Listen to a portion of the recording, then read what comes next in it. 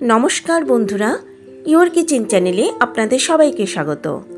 আজ আমি আপনাদের করে দেখাবো এঁচোড় চিংড়ি।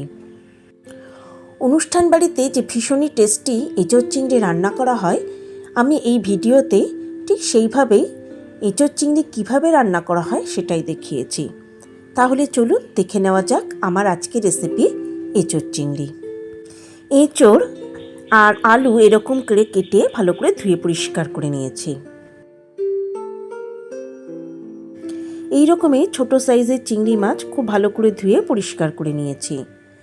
এবার এর মধ্যে দিয়ে দেবো 1 চামচ নুন, আর দিয়ে দেবো খুব সামান্য একটু হলুদ গুঁড়ো। এবার নুন আর হলুদ দিয়ে চিংড়ি মাছগুলোকে খুব ভালো করে একটু মাখিয়ে নেব।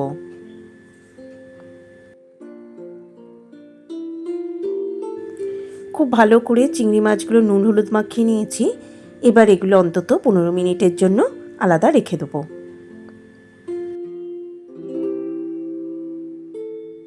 সমস্ত এঁচোড়গুলো নিয়ে নিয়েছি একটা প্রেসার কুকারের মধ্যে, আর এর মধ্যে দিয়ে দিলাম পরিমাণ মতো জল। এরই সঙ্গে এর মধ্যে দিয়ে দিলাম 1.5 চামচ পরিমাণ নুন, আর দিয়ে দিলাম 1/2 চামচ পরিমাণ হলুদ গুঁড়ো। এবার একটা সিটি দিয়ে এঁচোড়গুলোকে একটু সেদ্ধ করে নেব।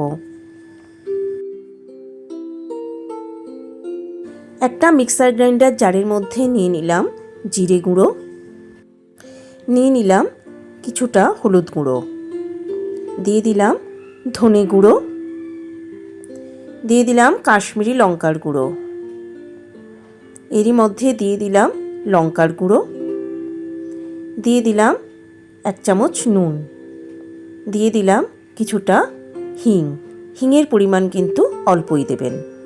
এরই সঙ্গে এর মধ্যে দিয়ে দিলাম কিছুটা টক দই। যেহেতু টক দই দিয়েছি তাই সামান্য একটু চিনিও টেস্টের ব্যালেন্সের জন্য দিয়ে দিলাম, আর দিয়ে দিলাম সামান্য একটু জল।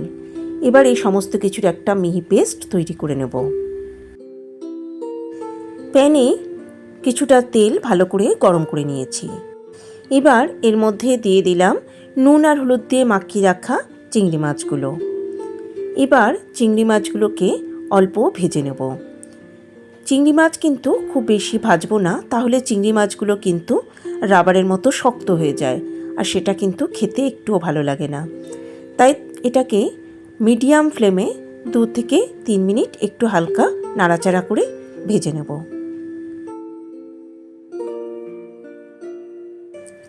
দু 3 মিনিট চিংড়ি মাছগুলোকে অল্প ভেজে নিয়েছি। এবার চিংড়ি মাছ আর তেল সমস্তটাই একটু আলাদা প্লেটে তুলে নেব। এবার ওই প্যানের মধ্যে দিয়ে দিলাম আরও কিছুটা তেল খুব ভালো করে গরম হয়ে গেছে। এবার এর মধ্যে দিয়ে দিলাম 2 তেজপাতা, দিয়ে দিলাম 2 শুকনো লঙ্কা, আর দিয়ে দিলাম 1/2 চামচ গোটা সাদা জিরে। তেলের মধ্যে এই সমস্ত কিছুকে একটু হালকা নাড়াচাড়া করে নেব। এবার এর মধ্যে দিয়ে দেবো কেটে রাখা আলু, আর দিয়ে দেবো সামান্য একটু নুন।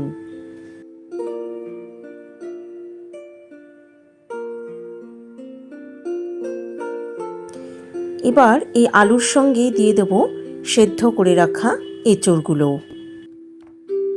এবার এই সমস্ত কিছুকে খুব ভালো করে একটু ভেজে নেব। এঁচোড় সেদ্ধ করার সময় তার মধ্যে নুন আর হলুদ দিয়েছিলাম, তাই আলাদা করে কিন্তু আর কোনো নুন বা হলুদ আমি দেব না। আর এই সময় আমি গ্যাসের ফ্লেম রেখেছি একদম হাইতে। হাই ফ্লেমে এঁচোড় আর আলু প্রায় 4-5 মিনিট ভালো করে ভেজে নিয়েছি।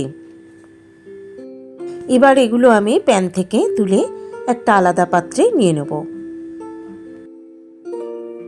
এবার ওই প্যানের মধ্যেই দিয়ে দেবো কুচিয়ে রাখা পেঁয়াজ, আর দিয়ে দেবো খুব সামান্য একটু নুন। এবার এই পেঁয়াজগুলো একটু অল্প ভেজে নেব। পেঁয়াজ কিন্তু খুব বেশি ভাজবো না, পেঁয়াজগুলো শুধুমাত্র নরম হওয়া পর্যন্তই ভেজে নেব। আর এই সময় আমি গ্যাসের ফ্লেম রেখেছি একদম হাইতে।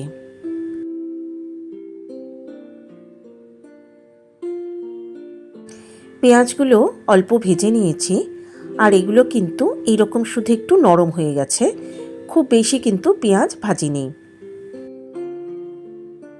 এবার এর মধ্যে দিয়ে দেব যে মশলার পেস্ট তৈরি করে রেখেছিলাম, সেই মশলার পেস্ট।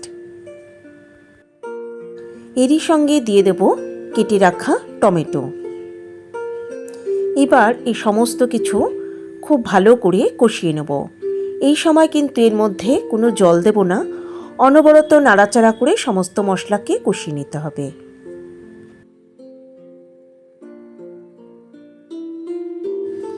মিডিয়াম ফ্লেমে অনবরত নাড়াচাড়া করে সমস্ত মশলা খুব ভালো মতো কষিয়ে নিয়েছি, আর টমেটো কিন্তু বেশ নরম হয়ে গেছে, আর এর থেকে তেল ছাড়তেও কিন্তু শুরু করেছে। এবার এর মধ্যে দিয়ে দেব ভেজে রাখা আলু আর এঁচোড়। এরই সঙ্গে এর মধ্যে দিয়ে দেব ভেজে রাখা চিংড়ি মাছগুলো। এবার এই সমস্ত কিছুকে খুব ভালো করে কষিয়ে নিতে হবে, আর এই সময় আমি গ্যাসের ফ্লেম রেখেছি একদম হাইতে।